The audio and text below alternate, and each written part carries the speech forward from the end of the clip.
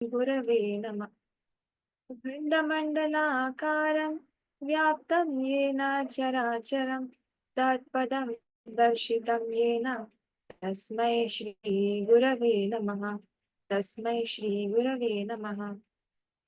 सभी को प्रणाम, जय गुरुदेव। हमने स्वाध्याय सेशन लास्ट 2 वीक से स्टार्ट किया था। उसके बाद हमने डेली कंटिन्यू किया है। तो हमने जो सबसे पहले बुक ली थी वो है गहना कर्मणो गति। तो गहना कर्मणो गति ही हमने सक्सेसफुली आज बुक कंप्लीट कर देंगे। आज हम बुक का आखिरी टॉपिक लेंगे। उसके बाद इस वीक के एंड में इसका एक पूरा समरी सेशन रहेगा। जिन लोगों ने अटेंड नहीं किया या जो लोग बुक को सुन नहीं पाए तो वो आखिरी दिन अटेंड करेंगे तो उनको पूरा समझ में आ जाएगा। वो सेशन लगभग 1 घंटे का रहेगा। तो आज हम लोग ये पूरा बुक कंप्लीट कर लेंगे। उसके बाद उसका आखिरी वाला सेशन होगा इस वीक के एंड में। तो एक बार हम देख लेंगे कि हमने पूरे सेशन में क्या देखा था। एक छोटा सा रिवीजन ताकि आखिरी टॉपिक अच्छे से समझ में आ जाए। तो सबसे पहले हमने जो बुक ली थी गहना कर्मणो गति। गहना कर्मणो गति गति ही का मतलब है कि हमारे जो भी कर्मा है या जो भी हमारे साथ होता है उसका जो परिणाम है वो बहुत ज्यादा गहन है या हमारे कर्म को समझना बहुत ज्यादा डिफिकल्ट है। पर देखा जाए कि कुछ भी चीज कभी भी कोई भी चीज कभी भी डिफिकल्ट नहीं होती अगर हमने उसको ध्यान से समझा तो उसके बाद हमने देखा था कि सबसे पहले कर्म क्या होते हैं। कर्म मतलब कोई भी कार्य, कोई भी भावना या कोई भी सोच, हमारा खुद का कोई भी कार्य, इमोशन और थॉट, अंतर्मन ही हमारे सारे कर्मों का लेखा जोखा रखता है। उसके बाद हमने देखे थे कि 3 प्रकार के दुख होते हैं, दैविक, दैहिक और भौतिक। दैविक मतलब जो हमारे माइंड को सफर करना पड़ता है, दैहिक मतलब जो हमारी बॉडी को सफर करना पड़ता है, और भौतिक मतलब जो सडन होता है एकदम, जो हमारे साथ एकदम से हो जाता है वो होता है भौतिक। तो ऐसे 3 प्रकार के दुख होते हैं। उसके बाद हमने देखा था कि जो दैविक दुख, दैहिक दुख और भौतिक दुख होता है ये सब हमारे खुद के ही फिजिकल, मेंटल और सोशल एक्टिविटीज के रिजल्ट है। मतलब जो भी हम फिजिकली करते हैं, जो भी हम मेंटली सोचते हैं या हमारे इंटेंशंस होते हैं या जो हम सोशली करते हैं, उन सब के जो रिजल्ट होते हैं वही हमारे दुख होते हैं, मतलब वही हमारे कर्मास होते हैं। तो कर्मास हमने देखे 3 प्रकार के। सबसे पहले संचित कर्मा, उसके बाद है प्रारब्ध कर्म, उसके बाद है क्रियामान कर्म। संचित कर्म का मतलब है ऐसे कर्म जो हम अनइंटेंशनली करते हैं, मतलब जो हमसे गलती से हो जाते हैं। जैसे कि बहुत अच्छा एग्जांपल दिया था प्रतीक्षा दीदी ने कि जब अगर हम कहीं से जा रहे हैं, अगर हमारा पैर किसी स्नेल पे पड़ गया, कुछ या कोई इंसेक्ट पे पड़ गया गलती से, हमारा ध्यान नहीं था, तो वो सब आता है हमारे संचित कर्म में जो अनइंटेंशनली किए जाते हैं। उसके बाद है प्रारब्ध कर्म। प्रारब्ध कर्म का मतलब है कि जो फुल प्लानिंग के साथ, फुल इंटेंशंस के साथ किए जाते हैं कि हाँ हमारा इंटेंशन वही था कुछ पूरा करने का और हमने वो चीज की। तो उसका जो कर्म होता है या उसका जो फल होता है बहुत ज्यादा कॉम्प्लेक्स और बहुत ज्यादा जटिल होता है। जैसे कि चोरी, अगर कोई चोरी करता है तो फुल प्लानिंग के साथ करता है, उसके पीछे उसका मास्टरमाइंड होता है, तो वो प्रारब्ध कर्म में आ जाएंगे। उसके बाद मैंने देखा था क्रियामान कर्म। ऐसे कर्म जो हमारी बस बॉडी करती है, हमारे विचार उसमें साथ नहीं देते। जैसे कि अगर किसी ने विष पी के किसी की मृत्यु हो गई तो उन्होंने खुद ब खुद विष पी लिया, विचार साथ नहीं दे रहे थे, विचारों का कोई इसमें रोल नहीं था, उसमें बस बॉडीली कॉजेस थे, तो हमने इतने मूल्यवान जीवन को ऐसे ही खत्म कर दिया, हमें विष पी के हमारी मृत्यु हो गई। तो वो सब आता है हमारे क्रियामान कर्म। उसके बाद ये बुक में जो संचित कर्म, प्रारब्ध कर्म और क्रियामान कर्म के अलग अलग एग्जाम्पल्स के साथ हमने एक्सप्लेन किया था। तो अनामिका दीदी ने और प्रतीक्षा दीदी ने बहुत ही अच्छे तरीके से एक्सप्लेन किया। तो आज हम फाइनली इसके लास्ट टॉपिक पे पहुंच गए हैं। तो इसका लास्ट टॉपिक है पेज नंबर 38। तो हम इसको पढ़ते पढ़ते समझेंगे। इसमें लिखा है कि दुख का कारण पाप ही नहीं है। सब तक आवाज मेरी पहुंच रही है? ठीक है। तो इसमें जो है आखिरी टॉपिक है पेज नंबर 38। इसमें लिखा है कि दुख का कारण पाप ही नहीं है। हम लोगों ने अब तक पढ़ा कि हम जो करते हैं, हमारे साथ जो होता है या हम जो खुद करते हैं वही हमारा फल बन के हमारे सामने आता है। पर एंड में बुक में ऐसा दिए है कि दुख का कारण पाप ही नहीं है। तो आइए जानते हैं कि एक्चुअली दुख का कारण क्या होता है। आमतौर से दुख को नापसंद किया जाता है, वेरी ट्रू, हम हमेशा दुख को नापसंद करते हैं। लोग समझते हैं कि पाप के फलस्वरूप अथवा ईश्वरीय कोप के कारण दुख आते हैं। जब भी हमारे साथ कुछ बुरा होता है या जब भी कोई सडन चीज होती है या कुछ बहुत बुरा होता है, हम सोचते हैं कि भगवान हमसे नाराज है या हमें कुछ हमारे पापों के फल मिल रहे हैं। परंतु यह बात पूर्ण रूप से सत्य नहीं है। लोग समझते हैं कि पाप के फलस्वरूप अथवा ईश्वरीय कोप के कारण दुख आते हैं, परंतु यह बात पूर्ण रूप से सत्य नहीं है। ये बात पूर्ण रूप से ट्रू नहीं है कि सच में ऐसे हमारे साथ दुख आते हैं। दुख का एक कारण पाप भी है। क्लियर दिया गया कि दुख का जो एक फर्स्ट रीजन है वो है पाप, हम जो पाप करते हैं वो होते हैं। ये तो ठीक है, परंतु दुख का एक कारण पाप भी है, यह तो ठीक है, परंतु यह ठीक भी नहीं है कि समस्त दुख पापों के कारण ही आते हैं। इसमें दिया गया है कि हमारे जो दुख आते हैं वो पापों के कारण आते हैं। ये ठीक है, पर ये पूर्ण रूप से सही भी नहीं है, क्योंकि हमारे जो ऑल ओवर जो सॉरोज है वो सारे के सारे पापों के कारण नहीं आते। कई बार ऐसा होता है कि ईश्वर की कृपा के कारण, पूर्व संचित पुण्यों के कारण और पुण्य संचय की तपश्चर्या के कारण भी दुख आते हैं। कई बार ऐसा होता है कि ईश्वर की कृपा के कारण। अब इसमें ईश्वर की कृपा कैसी? पूर्व संचित पुण्यों के कारण, इसका मतलब क्या है? पुण्य संचय की तपस्या के कारण भी दुख आते हैं, इसका मतलब क्या है? जब हमारे सामने कोई भी बुरी चीज आती है तो हम हमेशा ऐसे बोलते हैं कि हमें कुछ सिखाने के लिए आती है। फॉर एग्जाम्पल, हमारी कोई परीक्षा है, हम उसमें बहुत मेहनत कर रहे हैं, हमने उसमें बहुत हार्ड वर्क किया और हमें उसका फल अच्छा मिला। तो सबसे पहले हम कठिनाई से गए, हमने मेहनत करी, हमने रिवीजन करा, हमने सुबह उठ के सारे चैप्टर्स को रिवाइज किया, तो हमने एग्जाम के लिए फुल प्रिपरेशन की। चाहे कुछ भी हो, हमारी तबीयत ठीक ना हो या कुछ भी हो, हमने बहुत मेहनत की एग्जाम के लिए और हमें उसका फल भी मिला। तो इसका मतलब है कि अगर कुछ बुरा हो रहा है, अगर हमें मेहनत का दुख सहन करना पड़ रहा है, अगर हमें मेहनत करने का दुख सहन करना पड़ रहा है, तो उसके बाद उसका रिजल्ट भी उतना ही अच्छा होता है। मतलब कि अगर कुछ अच्छा होना होता है, अगर कुछ अच्छा चाहिए होता है, तो सबसे पहले हमें वो स्ट्रगल से जाना पड़ता है। ईश्वर की कृपा, इसमें दिया गया है ईश्वर की कृपा क्या होती है? पूर्व संचित पुण्य। पूर्व संचित पुण्य मतलब ऐसी चीजें, संचित मतलब जो अनइंटेंशनल होता है, या ऐसी ऐसे कर्म जो बहुत छोटे होते हैं और वो हमारे पुण्य कर्मों का फल है। हमने कुछ अनइंटेंशनली अगर कुछ अच्छा कर दिया तो वो हमारे पूर्व संचित कर्मों में आते हैं। वो भी पुण्य, उसमें पुण्य की कैटेगरी भी अलग है, के कारण और पुण्य संचय की तपश्चर्या के कारण। सबसे पहले हमारे पास अगर दुख आता है तो कुछ गुड इंटेंशन से आता है। भगवान चाहते हैं कि हम कुछ अच्छा करें। सबसे पहले वो हम हमें से कोई सबसे पहले वो हमें से कोई भी जो हमारी गुड क्वालिटी होती है उसको आइडेंटिफाई करते हैं।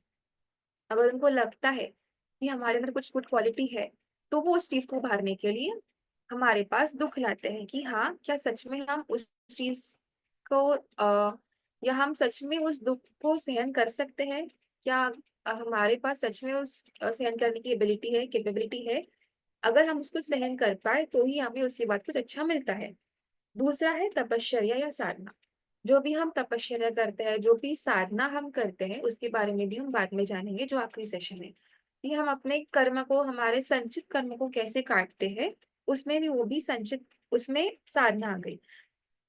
तो ये सब जो सिचुएशंस आती है वो हमें कुछ अच्छा मिले, या जब भगवान हम जान समझते हैं कि हमें कुछ अच्छी क्वालिटीज है, तो उसको उभारने के लिए हमारी सबसे पहली परीक्षा ली जाती है। तो उस परीक्षा के कारण हमें दुख सहन करने पड़ते हैं। भगवान को किसी प्राणी पर दया करके उसे अपनी शरण में लेना होता है, कल्याण के पथ की ओर ले जाना होता है। तो उसे भवबंधन से, कुप्रवृत्तियों से छुड़ाने के लिए ऐसे दुखदायक अवसर उत्पन्न करते हैं जिनकी ठोकर खाकर मनुष्य अपनी भूल समझ जाए, निद्रा को छोड़कर सावधान हो जाए। अगर कोई गलत राह पर हम चले गए गलती से, तो वापस तो आना मुश्किल है। इम्पॉसिबल नहीं, बट मुश्किल है, थोड़ा मुश्किल हो जाता है। तो भगवान चाहते हैं कि हम सही राह पर चले। तो इसीलिए वो हमें कुछ ऐसा देते हैं कि हम ठोकर खाकर समझ जाए। अच्छे के लिए हमेशा दुख आता है, इसलिए हमेशा हमें सहन करना पड़ता है। सांसारिक मोह, ममता और विषय वासना का चस्का ऐसा लुभावना होता है कि उन्हें साधारण इच्छा होने से छोड़ा नहीं जा सकता। ये सच है कि जो भी हमारे आसपास जो भी होता है, उन सबको छोड़ना एक डिफिकल्ट टास्क हो जाता है। तो उन सबको कैसे छोड़े? भगवान तो जानते हैं कि हमारे अंदर कुछ बहुत अच्छा है, बट वो कुछ बहुत अच्छे को निकालने के लिए कुछ तो सबसे पहले फेस करना पड़ेगा ना। इसलिए सांसारिक मोह, ममता और विषय वासना का चस्का ऐसा लुभावना होता है कि उन्हें साधारण इच्छा होने से छोड़ा नहीं जा सकता। एक हल्का सा विचार आता है कि जीवन जैसी मूल्यवान वस्तु का उपयोग किसी श्रेष्ठ काम में करना चाहिए। ठीक है, हम कभी कभी सोचते हैं कि हमें कुछ अच्छी चीज के लिए हमारी जो टाइम है उसको स्पेंड करना चाहिए, हमें कुछ अच्छा करना चाहिए। परंतु दूसरे ही क्षण बट जो हमारे सेकंड थॉट आता है वो होता है कि वस्तु का उपयोग किसी अ, परंतु दूसरे ही क्षण ऐसी लुभावनी परिस्थिति सामने आ जाती है जिनके कारण वह हल्का विचार उड़ जाता है और मनुष्य जहाँ का वहां ही रह जाता है। हम सोचते हैं कि हम कुछ करेंगे, बट सेकंड थॉट जब आता है कि ऐसी कुछ सिचुएशन आ जाती है कि जैसे कि हम कभी पढ़ने बैठ गए, अगर हमारी कल टेस्ट है तो हम सबसे पहले देखेंगे कि क्या सिलेबस है, क्या पढ़ना है, क्या नहीं करना है। पर सेकंड थॉट, अगर किसी का, हमारे फ्रेंड का फोन आ गया कि कहीं बाहर जाना है, तो सबसे पहले क्या करते हैं हम लोग? बुक बंद करके पहले जाके आते हैं बाहर, उसके बाद पढ़ते हैं। तो अगर हम कुछ अच्छा करना चाहते हैं तो बहुत सारी तकलीफें आती है। वो तकलीफें इसीलिए आती है ताकि खुद को परख सके कि सच में क्या हम उन सब चीजों को छोड़ के जो प्रायोरिटी है उसको फॉलो कर सकते हैं क्या। इसीलिए सारे दुख या सारी जो डिफिकल्ट सिचुएशन है वो हमारी लाइफ में आते हैं। इसी प्रकार कि कीचड़ में से निकलने के लिए भगवान अपने भक्त को झटका मारते हैं। अगर कीचड़ से निकलना है तो हमें कुछ तो फोर्स लगाना पड़ेगा ना, नहीं तो हम धंस जाएंगे। सोते हुए को जगाने के लिए बड़े जोर से झकझोरते हैं। यह झटका और झकझोरना हमें दुख जैसा प्रतीत होता है। जब ईश्वर हमें कुछ अच्छा दिलाना चाहते हैं, अगर हमें अगर तो वो हमें नींद से उठाते हैं कि हमें उठ के कुछ अच्छा करना है, इसलिए वो हमें दुख जैसे प्रतीत होते हैं। मृत्यु के समीप तक ले जाने वाली बीमारी, परम प्रिय स्वजनों की मृत्यु, असाधारण घाटा, दुर्घटना, विश्वसनीय मित्रों द्वारा अपमान या विश्वासघात जैसी दिल को चोट पहुंचाने वाली घटनाएं इसलिए भी आती है कि उनके जबरदस्त झटके की आघात से मनुष्य तिलमिला जाए और सहज होकर अपनी भूल सुधार ले, गलत रास्ते को छोड़कर सही मार्ग पर आ जाए। हमारे आसपास जो भी होता है, जो भी इसमें मेंशन है, कोई हमारे करीब की डेथ हो जाना या कुछ भी हमारे साथ जो बुरा होता है, वो इसलिए होता है ताकि हम अलर्ट हो जाए कि हाँ, हमें पूरी राह छोड़ के हमें इसमें से कुछ सीख के हमें बाहर निकालना है। हमेशा जब भी कोई सिचुएशन आती है हमारे सामने, वो हमेशा दो चीजों को लेके आती है। सबसे पहले हम उसको सहते रहे या हम दुख है करके बैठे रहे, और सेकंड ये होता है कि हम इसमें से क्या पॉजिटिव लेके या हम इस सिचुएशन में से क्या अच्छा लेके उसको जीवन में उतार के उसको सामने लेके जा सकते हैं। तो हमेशा जो सेकंड थॉट वाले लोग होते हैं वो हमेशा सोचते हैं, या वो हमेशा पॉजिटिव थिंकर्स होते हैं कि हमें बुरे में से कुछ अच्छा निकालना है। तो हमेशा हम सबको बुरे में से अच्छा निकाल के उसे फॉलो करना चाहिए। पूर्व संचित शुभ संस्कारों के कारण इसलिए दुख आते हैं पूर्व संचित शुभ संस्कारों के कारण इसलिए दुख आते हैं कि शुभ संस्कार एक सच्चे चौकीदार की भांति उस मनुष्य को उत्तम मार्ग पर ले जाने चाहते हैं। पूर्व संचित शुभ संस्कार मतलब ऐसे काम जो हमने अनइंटेंशनली अच्छे कर दिए हो, तो वो जब भी कोई दुख की घड़ी आती है तो वो हमारे अच्छे कर्म बनकर हमें बुरी चीजों से बचाते हैं, या हमारी वो रक्षा करते हैं कि हम कुछ बुरा ना कर दे। हमारी चौकीदारी हमेशा करते रहते हैं। पूर्व संचित शुभ संस्कारों के कारण इसलिए दुख आते हैं कि शुभ संस्कार एक सच्चे चौकीदार की भांति उस मनुष्य को उत्तम मार्ग पर ले जाना चाहते हैं। परंतु पाप की ओर उसकी प्रवृत्ति बढ़ती है तो वे शुभ संस्कार इसे अपने ऊपर आक्रमण समझते हैं। और इससे बचाव करने का पूरा प्रयत्न करते हैं। परंतु पाप की ओर उसकी प्रवृत्ति बढ़ती है, तो वे शुभ संस्कार इसे अपने ऊपर आक्रमण समझते हैं और इससे बचाव करने का पूरा प्रयत्न करते हैं। कोई आदमी पाप कर्म करने आता है, परंतु रास्ते में ऐसा विघ्न उस उपस्थित होता है कि उसके कारण उस कार्य में सफलता नहीं मिलती। अगर कोई इंटेंशनली बुरा काम करने जा रहा है और अगर उसके स्टॉक में कुछ अच्छे कर्म अभी भी रखे हैं, तो वो अच्छे कर्म उस बुरे कर्म जो वो इंसान करने जाता है उसके बीच आते हैं, तो वो उस चीज को पूरा नहीं कर पाता। तो वो हमारे जो हमने पास्ट में जो अच्छी चीजें कर रखी हैं उसी के फल हमें मिलते हैं। वह पाप होते होते बच जाता है ना। वो पाप होते होते बच जाता है क्योंकि उसके अच्छे कर्म उसके साथ है। चोरी करने के लिए यदि रास्ते में पैर टूट जाए और दुष्कर्म पूरा ना हो सके, तो समझना चाहिए कि पूर्व संचित शुभ संस्कारों के कारण, पुण्य फल के कारण ऐसा हुआ है। धर्म धर्म कर्म करने में, कर्तव्य धर्म का पालन करने में असाधारण कष्ट सहना पड़ता है, अभावों का सामना करना होता है। इसके अतिरिक्त दुष्टात्मा लोग अपने पाप पूर्ण स्वार्थियों पर आघात होता देखकर उस धर्म सेवा के विरुद्ध हो जाते हैं और नाना प्रकार के यातनाएं देते हैं। इस प्रकार के कष्ट सत्पुरुषों को पग पग पर झेलने पड़ते हैं। यह पुण्य संचय के, तपश्चर्या के, अपनी सत्यता की प्रतीक्षा देकर स्वर्ण समान चमकने वाले दुख है। जो भी धर्म की स्थापना करते हैं, जैसे कि अगर हमने देखा जाए जो माइथोलॉजी है या जो भी जो हमारे ऋषि मुनि हो चुके हैं या जो भी जो ग्रेट पर्सनालिटीज हो चुकी है, वो हमेशा, जैसे कि अगर हमने लिया एग्जांपल साईं बाबा का, तो उन्होंने क्या किया था, उन्होंने धर्म की स्थापना की। धर्म की स्थापना करने के लिए उनको बहुत दुख सहना पड़ा था। उनके पास कभी कुछ खाने के लिए नहीं था। वो हमेशा वो जाते थे, किसी से कुछ मांगते थे, पर उनका इंटेंशन था कि उनको धर्म की स्थापना करनी है, उनको कुछ अच्छा करना है। तो अगर कुछ अच्छी चीज चाहिए तो उसके लिए कुछ छोड़ना पड़ेगा, इसलिए उन्हें अभावों का सामना करना पड़ता था।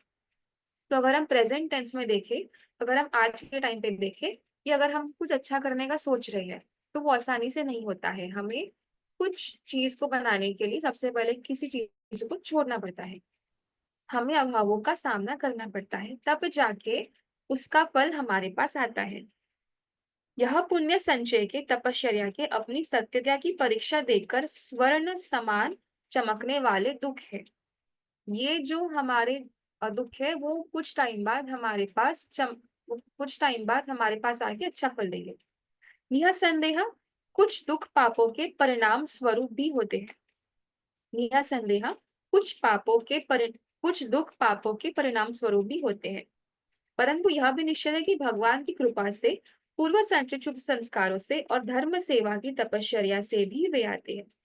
इसमें दिया है कि हम जो पाप करते हैं, जो भी हो, संचित हो, क्रियामान हो या प्रारब्ध हो, तो जो भी हम करते हैं उसके उसका फल भी हमारे सामने दुख बन के आता है। परंतु वो इनफ नहीं है। ईश्वर की कृपा के कारण हमें कुछ अच्छा चाहिए होता है, इसलिए ईश्वर हमें दुख देते हैं, या हमारे पूर्व संचित शुभ संस्कारों के कारण या धर्म सेवा की तपश्चर्या से भी वे आते हैं। इसी प्रकार जब अपने ऊपर कोई विपत्ति आए, तो केवल यही नहीं सोचना चाहिए कि हम पापी हैं। हमें लगता है कि अभी हमने यही पढ़ा ना कि जो हम पाप करते हैं उसी का हमें फल मिलता है। तो अगर कभी दुख आते हैं, अगर इसके बाद सबके लाइफ में आते हैं, तो अगर अभी भी दुख आते हैं हमारे इसमें, तो हमें बस ये नहीं सोचना चाहिए कि वो हमारे पाप का ही फल है।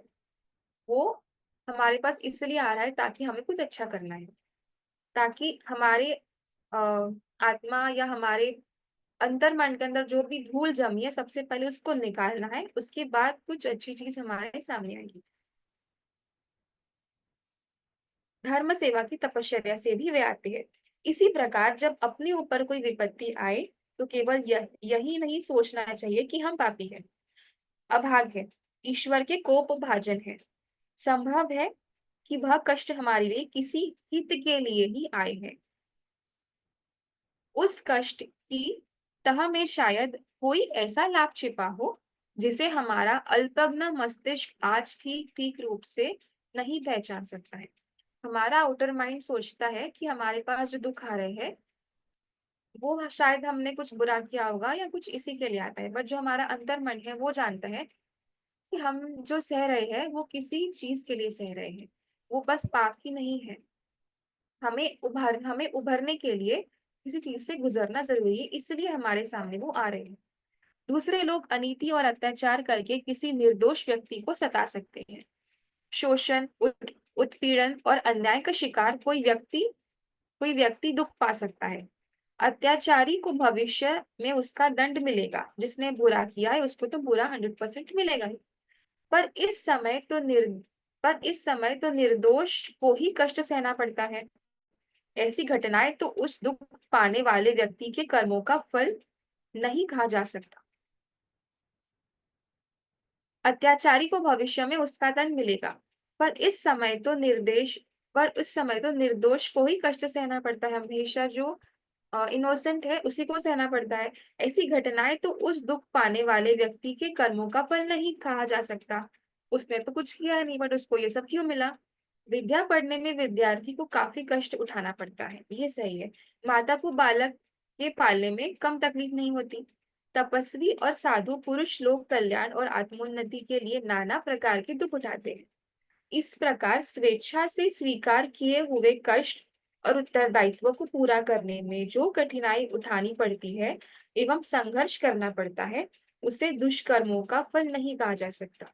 अगर हम किसी चीज को अचीव करने के लिए सबसे पहले हमारे सामने जो स्ट्रगल आता है वो दुष्कर्मों का फल नहीं है, क्योंकि वो हमारी रिस्पॉन्सिबिलिटी है करना। तो रिस्पॉन्सिबिलिटी अगर चाहिए, अगर कुछ करना है, तो सबसे पहले हमें उसके लिए तैयार होना पड़ेगा। तो हम इसलिए हमारे पास वो सब चीजें आती है। एक बार मैं फिर से पढ़ूंगी इस पैराग्राफ को। विद्या विद्या पढ़ने में विद्यार्थी को काफी कष्ट उठाना पड़ता है। माता को बालक के पालन में कम तकलीफ नहीं होती। तपस्वी और साधु पुरुष लोक कल्याण और आत्मोन्नति के लिए नाना प्रकार के उठाते हैं। इस प्रकार स्वेच्छा से स्वीकार किए हुए कष्ट और उत्तरदायित्व को पूरा करने में जो कठिनाई उठानी पड़ती है एवं संघर्ष करना पड़ता है, उसे दुष्कर्मों का फल नहीं कहा जा सकता। हर मौज मारने वाले को पूर्व जन्म का धर्मात्मा और हर कठिनाई में पड़े हुए व्यक्ति को पूर्व जन्म का पापी कह देना उचित नहीं है। हर मौज मारने वाले को पूर्व जन्म का धर्मात्मा, जो अभी सुख में है उसको हम उनको हम ये नहीं बोल सकते कि वो उनके पहले के कर्मों की या कुछ अच्छी चीजों का फल है। और हर कठिनाई में पड़े हुए व्यक्ति को पूर्व जन्म का पापी कह देना उचित नहीं है। और जो अभी दुख सहन कर रहे हैं हम उनको ऐसे नहीं कह सकते कि वो पापी है। ऐसी मान्यता अनुचित एवं धर्मपूर्ण है। इस भ्रम इस भ्रम के आधार पर कोई व्यक्ति अपने को बुरा समझे, आत्मलग्नि करे, अपने को नीच या निंदित समझे, उसकी कोई आवश्यकता नहीं है। कर्म की गति गहन है, उससे हम ठीक प्रकार से जानते केवल परमात्मा ही जानते हैं। कर्म की गति गहन है, उसे हम ठीक प्रकार नहीं जानते, केवल परमात्मा ही जानते हैं। तो हमने इसमें अब तक ये पढ़ा कि हमारे साथ जो भी हुआ वो बस पाप का फल नहीं था। हमें कुछ अच्छा दिलाने के लिए हमारे पास सबसे पहले दुख आया, ताकि जो भी मैल बैठा है वो सारा निकल जाए और जो हम शुरू करें वो एकदम फ्रेशली, एकदम अच्छे से स्टार्ट। तो हम जब ये सोचते हैं कि मतलब अगर हम ये सोचते हैं कि हमारे साथ इतना बुरा क्यों होता है, हम ये सब क्यों आता है, तो ये नहीं सोचना उचित नहीं होगा कि वो जो हमने जो पाप किए उसी के कारण होता है। इसके इसके दो तीन कॉजेस और भी हैं। हमें अपने कर्तव्य और उत्तरदायित्व को पूरा करने के लिए हर घड़ी प्रयत्नशील एवं जागरूक रहना चाहिए। हमें अपने कर्तव्य और उत्तरदायित्व को पूरा करने के लिए हर घड़ी प्रयत्नशील एवं जागरूक रहना चाहिए। हम जो भी करते हैं ये रिस्पॉन्सिबिलिटी हमारी बनती है कि हम जो भी करते हैं वो सोच समझ के या उसके इंटेंशंस हमेशा अच्छे हो, ऐसे कर्म हमेशा हमें करने चाहिए। दुख सुख जो आते हो उन्हें धैर्य पूर्वक स्वीकार करना चाहिए। जो भी हमारे लाइफ में हैप्पीनेस और सॉरोज आते हैं उसे एक्सेप्ट करके उसका सामना करना चाहिए, क्योंकि एक्सेप्ट करना इज द ओनली ऑप्शन। अगर एक्सेप्ट नहीं करेंगे तो उससे और भी तकलीफ हो सकती है। मनुष्य की जिम्मेदारी अपने कर्तव्य धर्म का पालन करने में ही है। हमारी जो रिस्पॉन्सिबिलिटी है वो धर्म का पालन करने में है। धर्म का पालन, धर्म का यहाँ पे मतलब ये नहीं कि हम जात पात को माने। धर्म का मतलब है कि इंसानियत के धर्म को माने।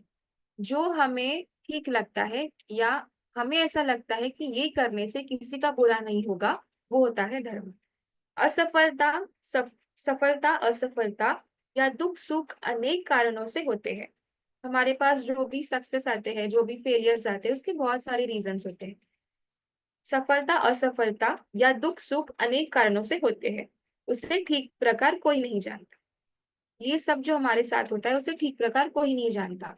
उन सब चीजों को वो जानते हैं जो इस दुनिया के निर्माता है, जिन्होंने हम सबको बनाया है। तो मुझे लगता है कि हमने काफी हद तक थोड़ा बहुत समझ लिया, इतना समझ लिया है कि अगर हमारे सामने कोई चीज आती है तो हम इस चीज को कैसे फेस कर सकते हैं।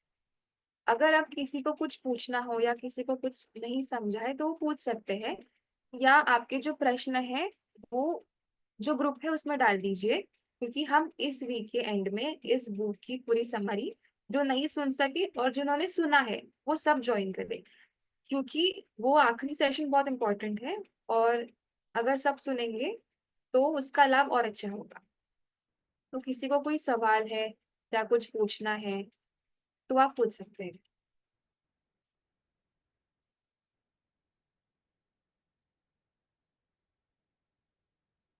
इसके बाद जो जैसे कि आखिरी वीक में, आखिरी दिन होगा ना इस वीक में,